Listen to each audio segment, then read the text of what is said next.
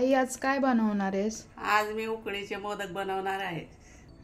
त्याच्यासाठी साहित्य घेतले मी खवून घेतलेलं ओला नारळ, गूळ, तांदळाचं पीठ, खसखस, विलायची आणि दूध. कढई ठेवलेली आहे. आता मी हे दूध याच्यात टाकते.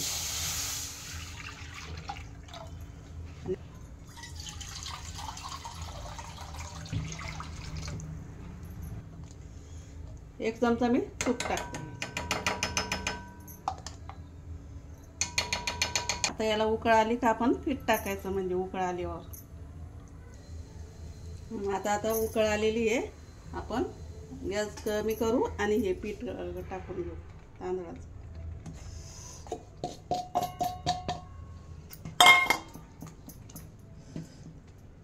थोडं मीठ टाकायचं, कारण आधी नाही टाकलं होतं.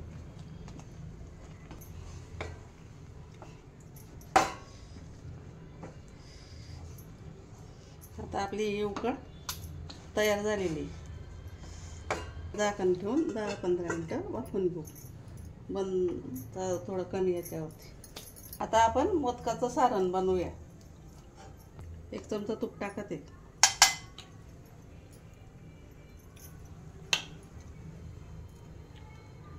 खोबरं टाकून घेते.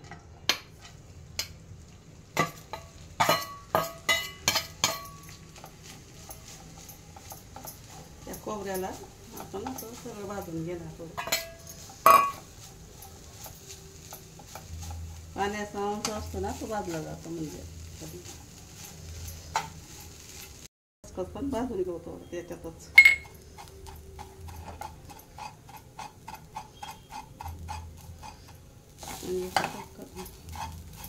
त्यात आपण गूळ टाकून घेऊ.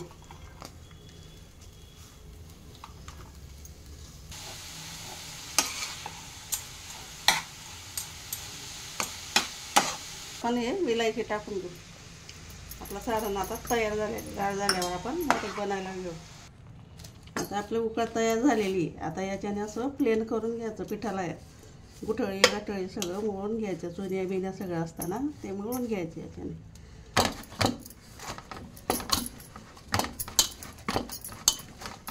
पण मोदक बनवायला गेलं मी असं पारी केलेली आहे मस्त. असं मऊ सूत पीठ झालेलं आपलं. असं पारी करून घ्यायची. अशा कळ्या पाडून घ्यायचे. असं अशा प्रकारे आपले मोदक तयार झाले. आता मी उकळीला ठेवते याला. असं केळीच्या पानावरती तूप लावून केळीच्या पानाला असं ठेवायचं. त्याच्यावरती केसर लावायचे.